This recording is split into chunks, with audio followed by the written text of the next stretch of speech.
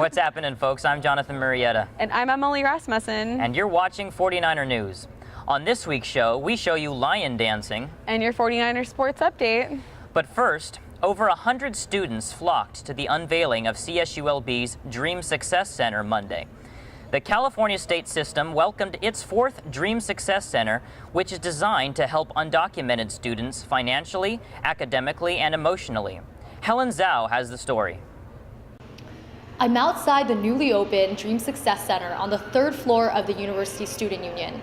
President Connolly was on hand for the ribbon-cutting ceremony, and to hear some undocumented students share their stories. But for other people that are pursuing careers where a license is required or some sort of documentation is required, when they get to the end of their education, they realize, oh, I can't even major in this because I don't have the proper documentation. They just threw away 4 years of tuition. The new center aims to help undocumented students navigate a tricky system complicated by their legal status.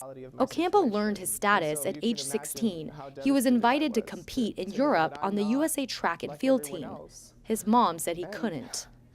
It just broke my heart because, all my dreams, everything that I worked for, it was gone. DACA, or the Deferred Action for Childhood Arrivals policy that started in 2012, gives many undocumented students a glimmer of hope. It grants temporary legal status under certain conditions. In addition to academic and financial aid services, the Dream Success Center also provides ally training for those who want to learn the struggles of undocumented students and support the cause. In the USU, Helen Zhao, 49er News. There have been many instances of theft in the Hall of Science building. For more information, let's go to Colin James with the Crime Blotter.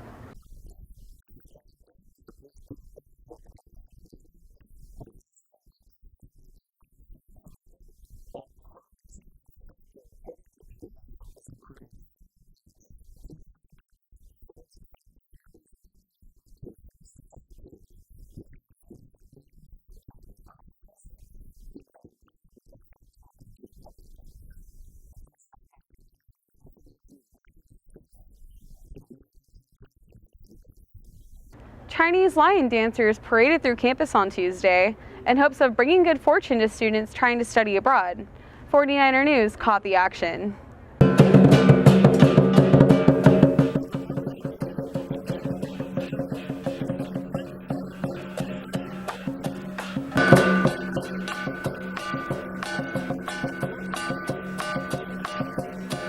We're organized in order to fundraise for our students who want to study abroad in Asia and can't go because they don't have funding.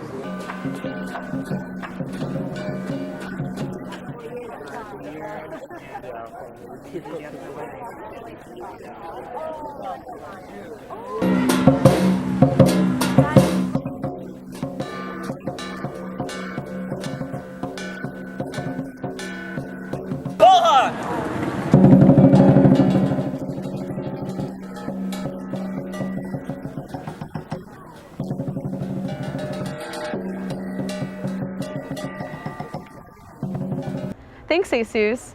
The 3-Day Printing Club brought students a glimpse into the future. Here's Jesus Ambrosio with more on the story.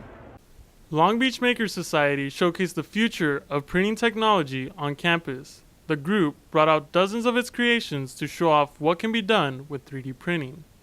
3D printing is the process of printing three-dimensional objects by laying down layers of material. We make a lot of objects, but particularly toys and things that get people's attention. The group was out in front of the bookstore Monday, trying to encourage students to make their own 3D objects. We hold workshops for students to come in, build their own 3D printers, calibrate them, and get printing. The group also wants to make more practical objects. We are trying to design more practical uses that are not just toys, like wrenches maybe. Students drawn to the eye candy also learned about the future of production. That's the future. I think that's it right there. I was talking to one of them. They said that China was printing out houses now. Oh, cool. Yeah, we're very basic outlines, but that's a step forward in the future. Students interested in 3D printing can register to build their own 3D printer at lbmakersociety.org before March 17th. I'm Jesus Ambrosio, 49er News. Thanks, Jesus. Now we have a sports update with Michael Mendoza. Thanks, Jonathan. The Dirtbags got demolished in their first game at home since traveling to Arizona State University.